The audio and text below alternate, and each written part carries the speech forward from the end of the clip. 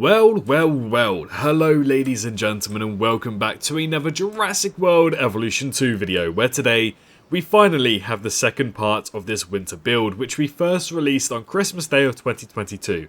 It is currently, as I'm recording, the 17th of January 2023, so it's been a while for episode 2. However, I don't really want to let this episode die or this series die. Unfortunately, I do have a habit of that because, Evolution 2, sadly, for some reason, doesn't really do as well on the channel. So it's not really viable. However, I still want to complete this park because I want to add some dinosaurs that mainly just have feathers. And I think this can be an awesome park, and hopefully some people can take some inspiration from it. But yes, we are here for episode 2. Now, for episode 1, if you did happen to miss it, we built this basically first, the Main Street area, and unfortunately we don't really have anybody here quite yet. That's because we have no dinosaurs. So our main goal for today is at least get our first set of dinosaurs out and about into the wilderness. And after that, hopefully we can start building the wilderness and they'll expand and choose some new territories. But again, we are basically doing a new Site B rebuild. Very similar to what I did years ago in Jurassic World Evolution 1, where we'll have certain sectors like this that will have places for the guests. And then out in the area, the guests can look outwards, just like what we have over here. They can look out into the Site B. And then we have carnivores basically living on their own and with herbivores, basically. So I hope it kind of makes sense to you guys. Essentially, the guests are going to be in enclosures this time around. But yeah, I really enjoy these type of builds. And I think what we're going to firstly do is decide where I want to put this monorail. Because I still need to decide that. I can find the bloody thing. There it is. Yeah, so I do want to kind of keep this area kind of straight and perpendicular. So the best bet might be to just put it there. The only issue is that then it doesn't... I guess I can make it work. I guess that looks nice. Yeah, I like that. I like that a lot. That looks nice. So our next area will be here. As you guys know, if you watched episode 1, is we do speed builds. So essentially, it takes me a while to build quite a lot, so we just speed up the visuals, and you get to see it all. So yeah, we're going to try and build a similar main street to all of this, try to get not all of these buildings, but at least 3, so 1 of each. Then we'll get an attraction, we'll get some toilets, and we'll have some viewing galleries, as well as finally a hatchery for our dinosaurs. So I think without any further ado, we should probably get straight into this.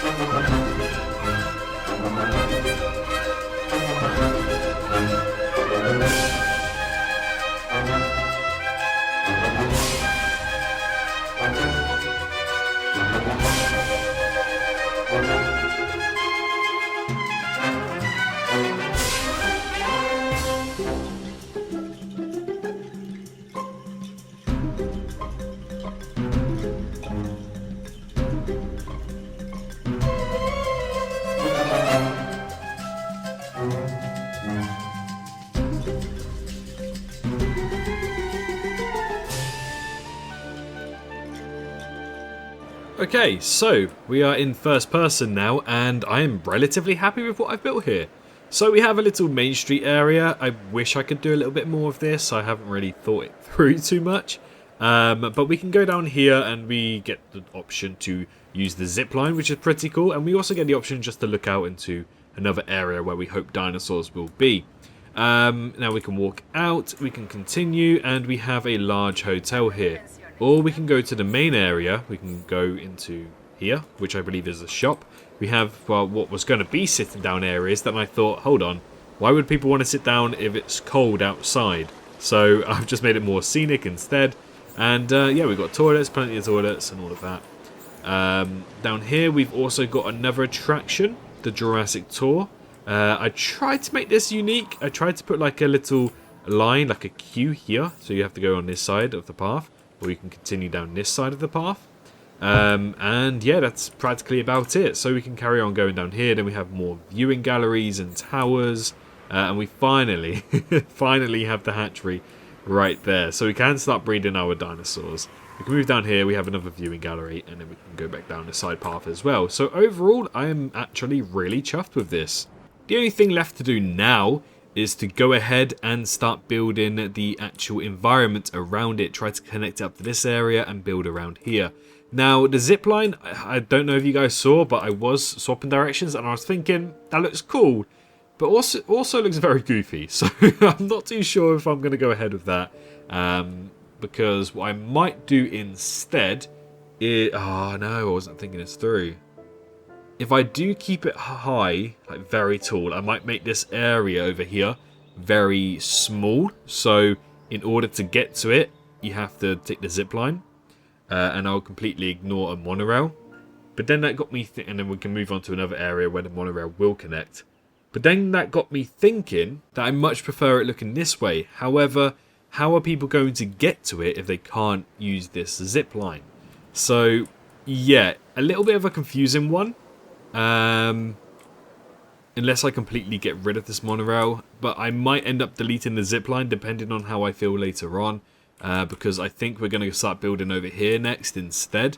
But for the time being, I'm happy with this, and I might build a smaller section over here, not too sure. But now that I have bored you to death with my voice, it's time to build the environment in which these dinosaurs will hopefully thrive in. The only issue is that look at the render quality on the snowy maps.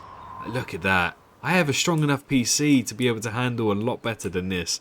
But we get closer, we get closer, we get closer, and now it will start spawning in.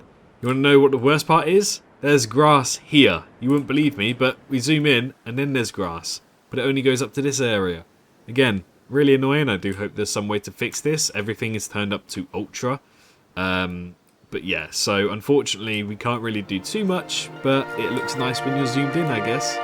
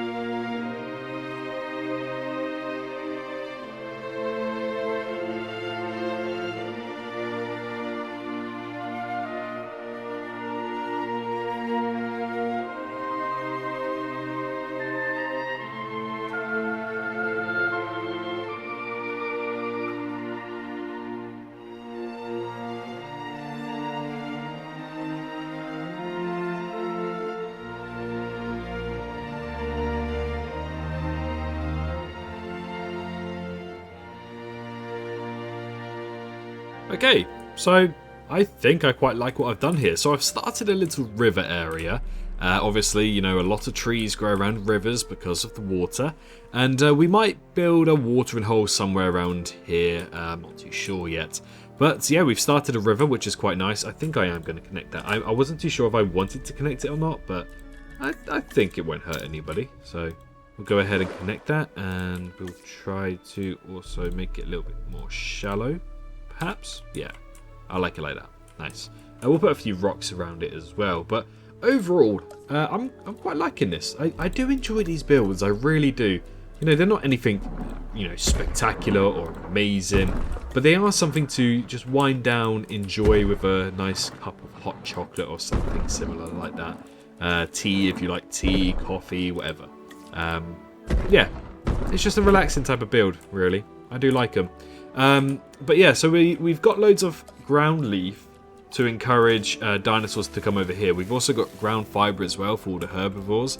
Now for the carnivores, as expected, they are just going to survive on what they can. So anything through the ecosystem. So we don't really need to worry too much about those. But if they start getting hungry, then we'll start releasing things. However, what I have just come across now is that I plan to have put Quetzalcoatlus and possibly Pteranodons and Dimorphodon in this build. Unfortunately, if they are going to have their limits turned on, then they will probably fly around and end up killing some of the guests. I didn't really think this through, unfortunately.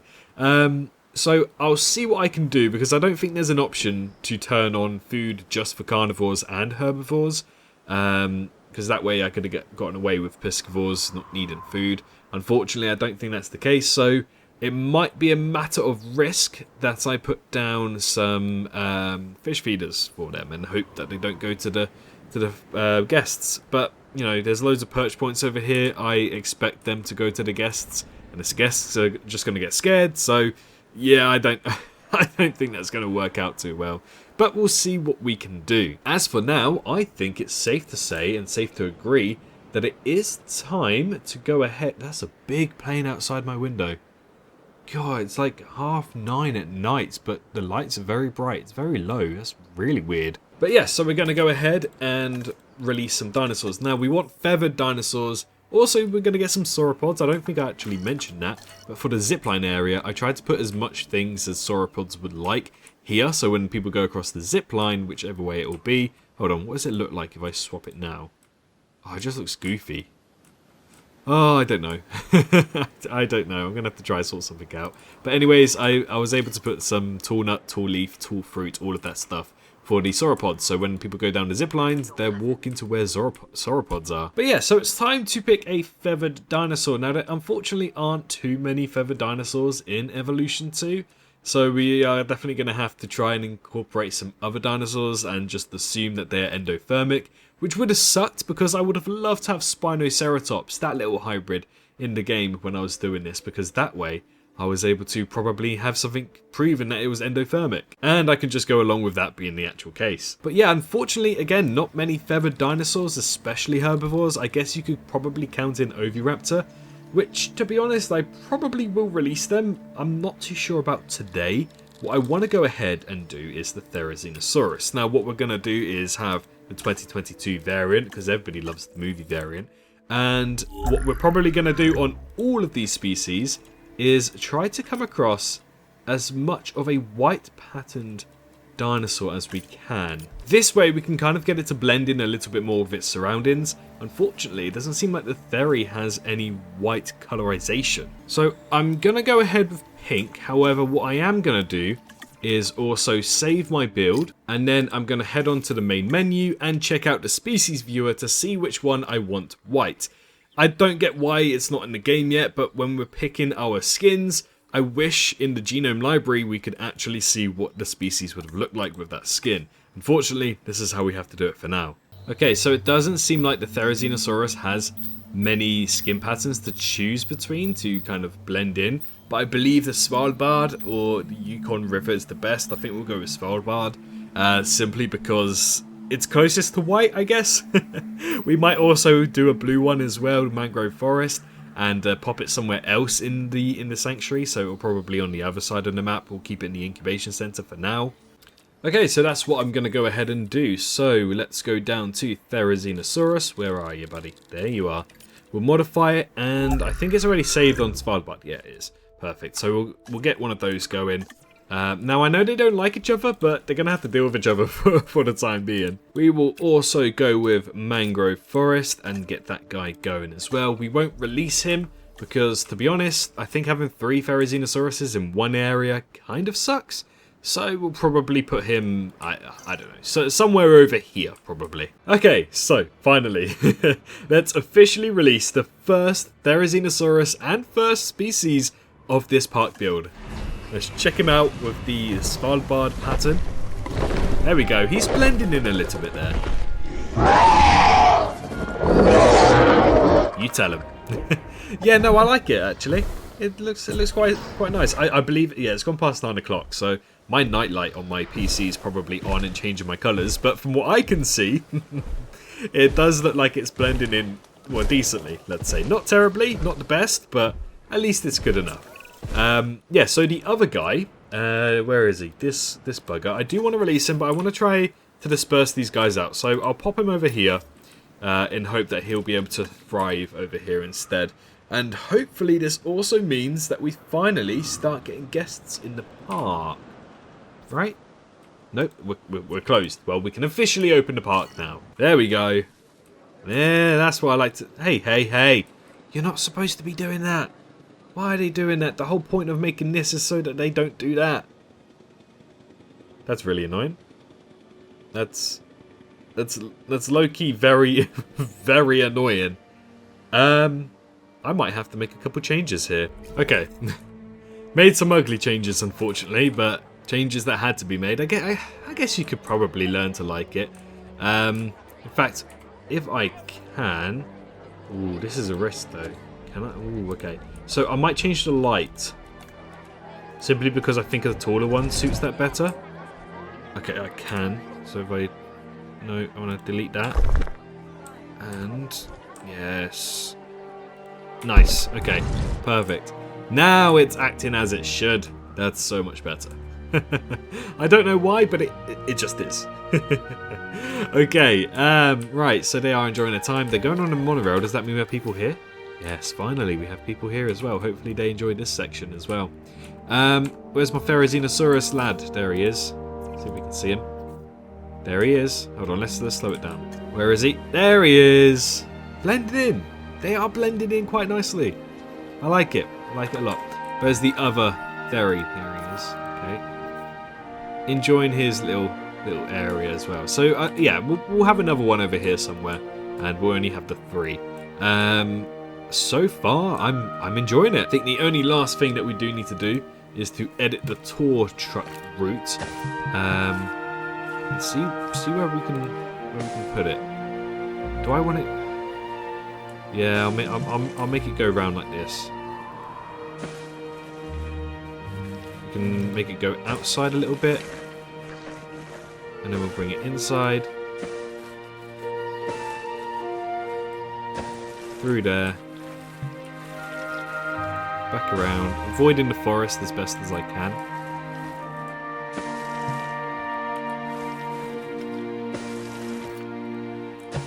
And then voila, we have it. Although I'm not too happy with that, so I think we'll try and keep it like that. There we go. Now we have more forest there.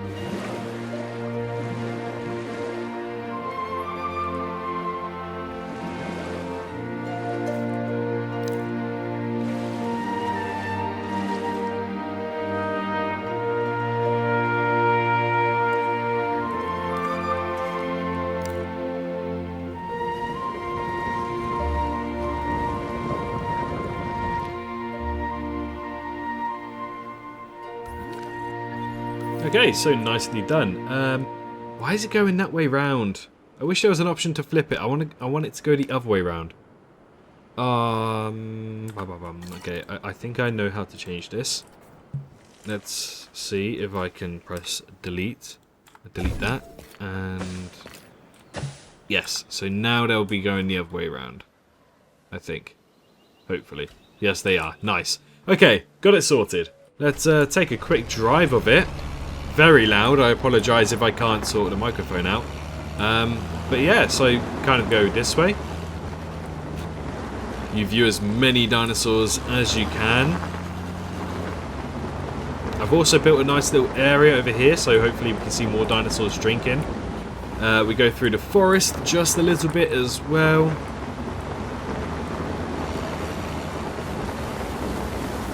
We go uphill a little bit here. A little bit jumpy.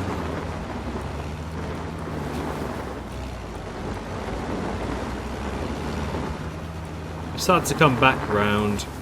You can view practically nearly everything and the migration between the dinosaurs from one area to another through here. We can see them going towards the water and from the other sector. And then we go right round the forest to see if we can see any little critters hiding in the forest. And then a sharp turn. And we arrive back home.